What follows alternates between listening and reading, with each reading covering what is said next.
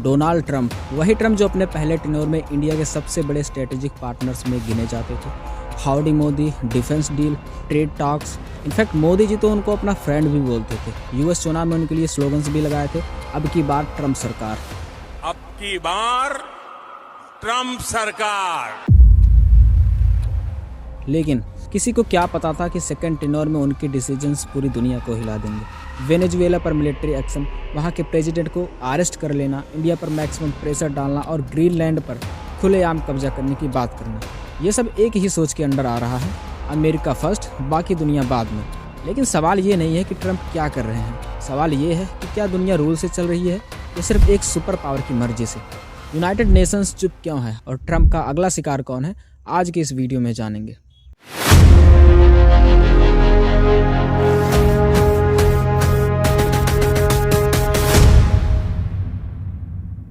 20 जनवरी 2025 में ट्रंप दूसरी बार प्रेसिडेंट बन के आते हैं और आते ही इन्होंने 90 से ज़्यादा कंट्रीज पर टैरिफ लगाना शुरू कर दिया, इंक्लूडिंग इंडिया। इंडिया पर इन्होंने 25% का टैरिफ लगाया, उसके बाद फिर से 25% का टैरिफ लगाया इंडिया पे रसियन ऑयल खरीदने की वजह से, और अभी फिर से 25% टैरिफ की अनाउंसमेंट कर दी है ट्रंप ने कि जो भी कंट्री ईरान से ट्रेड करेगा उसके ऊपर 25% का टैरिफ और लगेगा।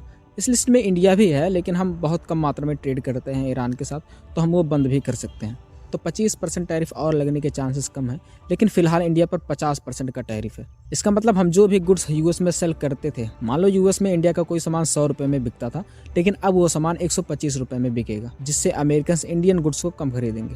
ट्रंप ने टैरिफ को ऐसे यूज किया जैसे कोई remote control missile. Tariff, sanction, pressure और लास्ट में मिलिट्री एक्शन। ट्रंप के पास ये 4 तरह के वेपन है जिसे वो किसी भी देश के खिलाफ यूज करते हैं जो उनकी बात नहीं मानता। ट्रंप का मतलब साफ है, मेरी बात मानो वरना तुम्हारे इकोनॉमी पर चोट पड़ेगी। ट्रंप ने जब चाइना पर टैरिफ लगाया तो चाइना ने भी पलट कर टैरिफ लगाया। दोनों देशों ने एक दूसरे पर 200% से भी ज़्यादा का टैरिफ लगा दिया था। और फिर आया असली ट्विस्ट, चाइना ने यूएस को रेयर अर्थ मिनरल्स की सप्लाई पर रोक लगानी शुरू कर दी। यही वो जगह था जहां ट्रंप को समझ आया कि टैरिफ हर बार काम नहीं करता।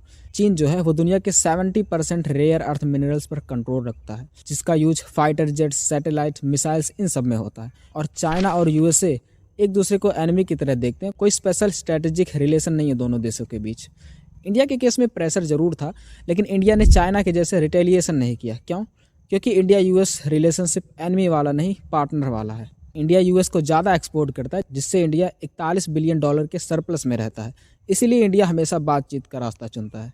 अब आते हैं रसिया यूक्रेन वार पे। ट्रंप ने अपने इलेक्शन कैंपेन में बोला था कि अगर मैं प्रेसिडेंट बन गया तो रसिया यूक्रेन वार 24 घंटे में खत्म कर दूंगा, लेकिन अभी तक वार रुका नहीं। ट्रंप ने पुतिन के साथ मीटिंग भी की, कई बार जेलेंस्की से भी मिले, लेकिन कुछ हुआ नहीं। ट्रंप भी उस बहती गंगा में अपना हाथ धोना चाहते थे और उनको पता था कि यूक्रेन में रेयर अर्थ मिनरल्स बहुत है और चाइना ने पहले ही यूएस को रेयर अर्थ मिनरल्स की सप्लाई रोक दी थी। तो ट्रंप को यूक्रेन में एक मौका दिख जाता है और उन्होंने जेलेंस्की से सीधा बोला कि यूएस ने आज तक तुम्हें जो भी मिलिट्री एड और सपोर्ट दिया है उसके बदले तुम मुझे अपना रेयर अर्थ मिनरल्स दो। पहले तो जेलेंस्की मना कर देते हैं, बाद में ट्रंप के प्रेशर में उनको ये डील माननी पड़ती है। ट्रंप 20 पॉइंट का एक पीस प्लान लेकर आता है, जिसमें एक पॉइंट पर दोनों कंट्रीज एग्री नहीं हुए। उस पॉइंट पे लिखा था कि जहां तक रूस की आर्मी है वो इलाका रूस का ही रहेगा, यूक्रेन की आर्मी जहां तक है वो इलाका यूक्रेन का रहेगा। लेकिन रूस ईस्टर्न डोनेट्स्क में पूरा कंट्रोल चाहता है, जिसपे उसका आधा से ज़्यादा कब्जा है, और जेलेंस्की चाहते हैं रूस वहीं पर रुक जाए। लेकिन ऐसा कुछ नहीं हुआ, दोनों देशों के बीच वार आज भी कंटिन्यू है और इसमें यूएसए का भी बहुत फ़ायदा हुआ। यूक्रेन को वेपन बेचना, उससे क्रिटिकल मिनरल्स की डील करना, रसिया को सैंक्शंस के थ्रू हर तरफ से आइसोलेट करना, जिससे रसिया की इकोनॉमी वीक पड़े। और इसका असर देखने को भी मिला। जैसे जब ईरान के न्यूक्लियर फैसिलिटी पर ट्रंप ने बॉम्बिंग किया था, तब भी रूस ज़्यादा कुछ नहीं कर पाया था, जबकि ईरान और रूस के रिश्ते बहुत अच्छे हैं। उसके बाद ट्रंप ने वेनेजुएला पर मिलिट्री ऑपरेशन करके वहाँ के प्रेसिडेंट निकोलस मादुरो को उठा लिया, तब भी रूस कुछ नहीं कर पाया, जबकि रूस और वेनेजुएला के बीच डिफेंस डील भी हुई थी। अब ये वेनेजुएला की कहानी क्या है, इसको समझ लेते हैं। तो देखिए, एक बात आपको समझनी जरूरी है कि वेनेजुएला जो कंट्री है उसके पास दुनिया का सबसे ज़्यादा तेल भंडार है, लगभग 300 बिलियन बैरल से भी ज़्यादा है, और सेकंड नंबर पर सऊदी अरब है। तो अभी जो वेनेजुएला के प्रेसिडेंट थे मादुरो, उनसे पहले एक प्रेसिडेंट हुआ करते थे हुगो सावेज, और इनके टाइम पे कई यूएस ऑयल कंपनीज ऑयल निकाला करते थे वेनेजुएला में। लेकिन इन्होंने क्या किया, 2007 में जितने भी विदेशी कंपनीज थी उनको तेल निकालने से मना कर दिया और देश के बाहर निकाल दिया, इंक्लूडिंग यूएस कंपनीज। और जो इनकी प्राइवेट कंपनीज थी उनको इन्होंने नेशनलाइज करना शुरू कर दिया, यानी ये गवर्नमेंट के अंडर रहेंगी। और जब मादुरो सत्ता में आए तो बची कुची कसर इन्होंने पूरी कर दी। ये रसिया और चाइना के साथ हो गए। अगर आप वेनेजुएला का लोकेशन देखोगे तो वो यूएस के पास ही है। अब ट्रंप इस चीज़ को बर्दाश्त नहीं कर सकते कि रसिया और चाइना उनके बगल में आकर बैठे, वो भी उस जगह जहाँ पर दुनिया का सबसे ज़्यादा ऑयल रिजर्व है। और इसीलिए ट्रंप ने वेनेजुएला को चारों तरफ से घेरना शुरू कर दिया। वजह ये बताई कि वेनेजुएला यूएस में फेंटनिल भेजता है। ये एक तरह का ड्रग होता है जो हीरोइन से 50 गुना ज़्यादा पावरफुल होता है। ट्रंप ने बोला कि इस ड्रग की वजह से हर साल 3 लाख से ज़्यादा लोग मारे जाते हैं। अब ये दावा सिर्फ ट्रंप ने किया है, ना कि किसी इंस्टीट्यूट ने। अब यहाँ से आगे ट्रंप ने वेनेजुएला के कई टैंकर और शिप्स को अटैक भी किया, ये बोलकर कि उसमें ड्रग जा रहे थे यूएसए में। अगेन ये सिर्फ ट्रंप का दावा था, जबकि अगर डेटा देखा जाए तो सबसे ज़्यादा फेंटनिल मैक्सिको में प्रोड्यूस होता है, जो खुद अमेरिका से बॉर्डर शेयर करता है।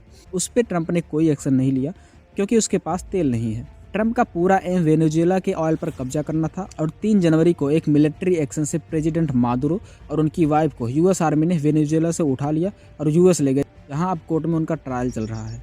लगभग हर कंट्री जैसे चाइना और रूस ने इसको गलत बताया और इलीगल बताया। बाकी कंट्रीज ने भी इसको गलत कदम बताया।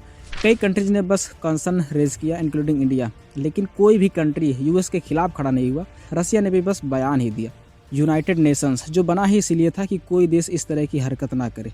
ट्रंप ने पूरी तरह से यूएन चार्टर के आर्टिकल 2 को वायलेट किया, जिसमें साफ मेंशन है कि कोई देश किसी देश की क्षेत्रीय अखंडता और राजनीतिक स्वतंत्रता के खिलाफ फोर्स का यूज नहीं करेगा। यूएन ने कंडेम्ड किया, कंसर्न जताया, लेकिन एक्शन नहीं ले पाया क्योंकि अमेरिका खुद यूएन का परमानेंट मेंबर है। उसके खिलाफ यूएन कुछ भी करेगा तो यूएस के पास वीटो पावर है, वो उसका यूज करके उसके खिलाफ किसी भी फैसले को रोक सकता है। इसी के साथ ट्रंप ने दुनिया के कई इंटरनेशनल ग्रुप से अमेरिका को बाहर निकाल दिया, जैसे ग्लोबल क्लाइमेट से, इंडिया के साथ इंटरनेशनल सोलर अलायंस से। ऐसे टोटल 66 ग्रुप थे। इंटरनेशनल सोलर अलायंस, इसका मेन पर्पस है कि फॉसिल फ्यूल पे डिपेंडेंसी कम हो और क्लाइमेट चेंज से लड़ना हो। लेकिन ट्रंप को इससे कोई मतलब नहीं कि क्लाइमेट चेंज होगा तो होगा, हमें बस तेल बेचना है। और इसीलिए एलन मस्क के साथ इनका झगड़ा हुआ था, क्योंकि बाइडेन के टाइम पे एलन मस्क के इलेक्ट्रिक व्हीकल्स को सब्सिडी मिलती थी, टैक्स में छूट मिलता था, लेकिन ट्रंप ने उसको बंद कर दिया। कुल मिलाकर ट्रंप अभी पैसा कमाना चाहते हैं। दुनिया का क्लाइमेट चेंज हो तो हो, टेम्परेचर बढ़े तो बढ़े, कार्बन इमिशन बढ़े तो बढ़े, क्योंकि ट्रंप ने इससे निपटने की तैयारी भी कर ली है। ग्रीनलैंड जो कि एक ऑटोनोमस टेरिटरी है और फिलहाल 50 से 60 हज़ार लोग उस पर रहते हैं, और ये कंट्री डेनमार्क के अंदर आता है, जो कि खुद एक नाटो कंट्री है। हालांकि ग्रीनलैंड उसका अपना एक फ्लैग है, वहाँ के पीएम भी हैं। बस फ़र्क ये है कि ग्रीनलैंड के बाहर की सारी चीज़ों को डेनमार्क देखता है, जैसे फॉरेन अफेयर्स, डिफेंस, सिटीजनशिप या फिर पासपोर्ट, ये सब डेनमार्क देखता है। बाकी ग्रीनलैंड के अंदर क्या हो रहा है वो ग्रीनलैंड ही संभालता है। अब ट्रंप ग्रीनलैंड को कब्जाने की तैयारी में है, क्योंकि आने वाले कुछ सालों में पॉल्यूशन की वजह से ग्रीनलैंड की जो बर्फ़ है वो पिघलने लगेगी, जगह रहने लायक हो जाएगा। ट्रंप ये कहते हैं कि ग्रीनलैंड यूएस की सिक्योरिटी के लिए थ्रेट है, क्योंकि वहाँ रशियन शिप्स आते हैं, चाइना वहाँ इन्वेस्टमेंट कर रहा है, तो ग्रीनलैंड हमें अपनी सिक्योरिटी के लिए चाहिए।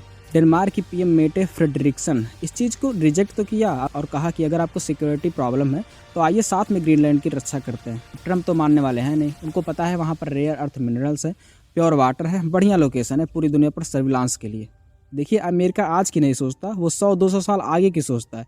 ट्रंप का पूरा प्लान है कि जब तेल बेचकर पूरा पॉल्यूशन बढ़ा दूंगा, कार्बन इमिशन बढ़ जाएगा, दुनिया का टेम्परेचर बढ़ जाएगा, तो अमेरिकी लोग चले जाएंगे ग्रीनलैंड। फिलहाल अभी जिस तरह की ट्रंप की नीति है वो किसी को भी कुछ नहीं समझ रहे। नाटो कंट्रीज को वो पहले ही धमका चुके हैं, तुम लोग अपनी जीडीपी का 5% नाटो पे खर्च करो। नाटो पर सबसे ज़्यादा स्पेंडिंग यूएस करता है, लगभग 980 बिलियन यूएस डॉलर। कोई देश इसके आसपास भी नहीं है। फिलहाल के लिए नाटो कंट्रीज ने अपनी सेनाओं को ग्रीनलैंड में भेजा हुआ है, जैसे स्पेन, फ्रांस और ब्रिटेन। लेकिन इन सब से कुछ खास होगा नहीं। सारे 31 नाटो कंट्रीज भी एक साथ आ जाए तो भी अगर अमेरिका चाहे तो वो उनका कुछ नहीं बिगाड़ सकते।